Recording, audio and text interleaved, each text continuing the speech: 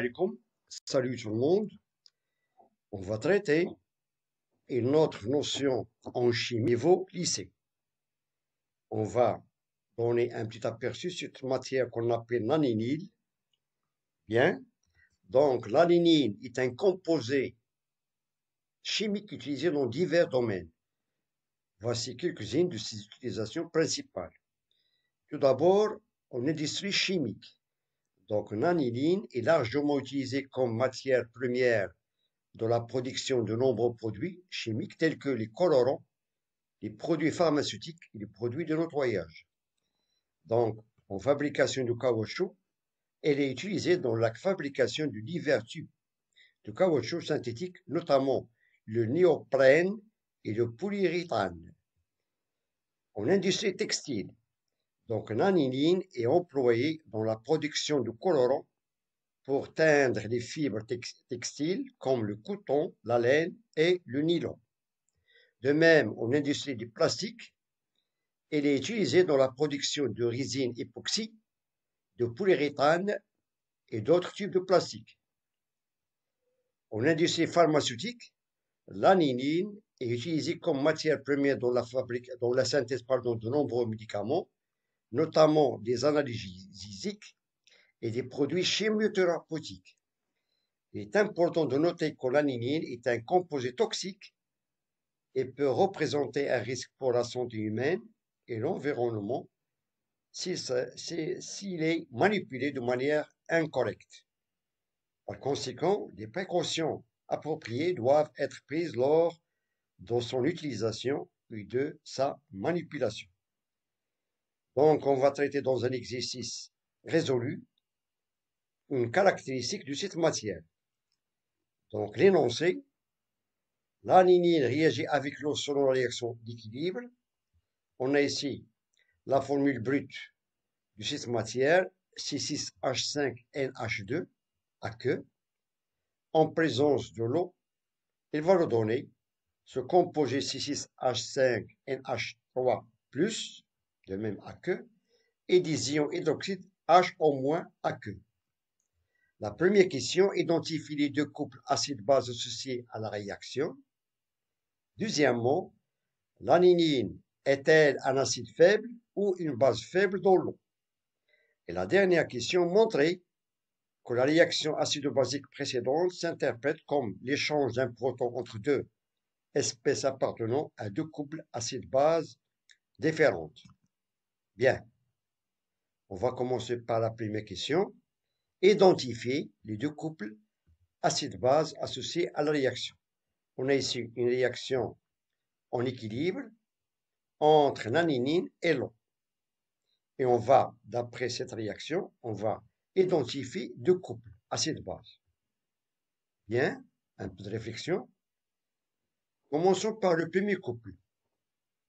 Donc, il est formé de la forme acide C6H5NH3 plus et sa forme basique C6H5NH2. C'est l'aninine. Donc, on a ici la forme acide et la forme basique. Le deuxième couple, c'est l'eau avec des ions hydroxyde HO-. Donc, ça, c'est la forme acide et la forme basique HO-.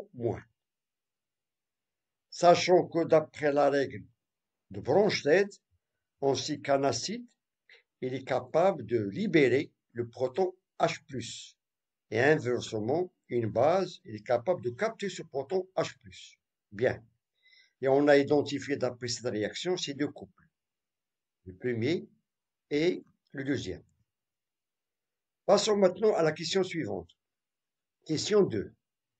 L'aninine est-elle un acide faible ou une base faible dans l'eau? Est-ce que cette base, ou bien, pardon, cette matière, est-ce qu'il va se comporter comme une base ou bien un acide faible, ou bien inversement un acide ou bien une base forte? Toujours dans l'eau. Bien. Sachant que, d'après cette équation, on peut constater qu'on a ici double flèche. Voilà. Bien, un peu de réflexion. Donc, l'équation de la réaction est écrite avec une double flèche. Cela veut dire que on a un équilibre. Donc, on a un équilibre entre les réactifs et les produits. Donc, la réaction de l'anilline avec l'eau n'est pas totale, étant donné qu'elle est réversible. Donc, il y a un équilibre. Cela veut dire qu'une anilline est donc une base faible dans l'eau. S'il est une base forte, donc on va avoir une seule flèche, donc on aura une réaction qui est totale. Étant donné qu'on a un équilibre avec une double flèche, c'est une base qui est faible dans l'eau. Bien. Ça, c'est la réponse de la deuxième question. Passons maintenant à la dernière question, question 3. Montrez que la réaction acido-basique précédente s'interprète comme l'échange d'un proton entre deux espèces appartenant à deux couples acide-base différents. On a déjà mentionné dans la première question les deux couples acido-base d'après cette réaction. Bien, donc on rédige la demi-équation pour chaque couple en mettant en évidence l'échange du proton H+. Commençons par le premier couple. Voilà, on a C6H5NH3+, ça c'est la forme acide, et C6H5NH2, c'est la forme basique. Et on sait que d'après la règle de Bronsted, donc un acide, c'est une espèce chimique qui est capable de libérer le proton H+. On va respecter cet ordre. Voilà. Donc on a la réaction entre l'anilline et l'eau. Et on a ici la formule de cette matière qu'on appelle l'anilline. Cela veut dire que cette forme basique, elle va capter le proton H+, qui est libéré par cette forme acide de C6H5NH3+. Et on aura la demi-équation suivante. On a C6H5NH2. Il a capté le proton H+, pour donner sa forme basique, sa forme acide C6H5NH3+, d'après le couple acido-basique. Bien, ça c'est la première demi-équation de ce couple qu'on appelle le couple acido-basique. Bien. Pour le deuxième couple, H2O, HO-. C'est-à-dire, dans ce cas, l'eau, il va jouer le rôle d'un acide. Bien, donc il va libérer le proton H+, pour se transformer en ion HO-, qu'on appelle l'ion hydroxyde. Et on aura la demi-équation suivante. On a l'eau, H2O, il a libéré le proton H+, pour donner la forme basique. D'après ce demi-équation et d'après ce deuxième couple acido-basique. Et pour obtenir l'équation de cette réaction entre l'anilline et l'eau, on va simplifier le proton des deux côtés et on aura H+ qui a été capté par la forme basique. Il est simplifié par H+ qui a été libéré par l'eau. Et on aura l'équation finale, C6H5NH2 plus l'eau, il va nous donner, d'après cet équilibre, C6H5NH3 plus HO-.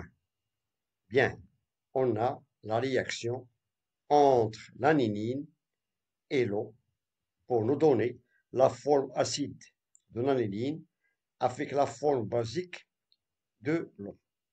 Bien. Donc, je vous remercie de votre attention. Bon courage et à très bientôt.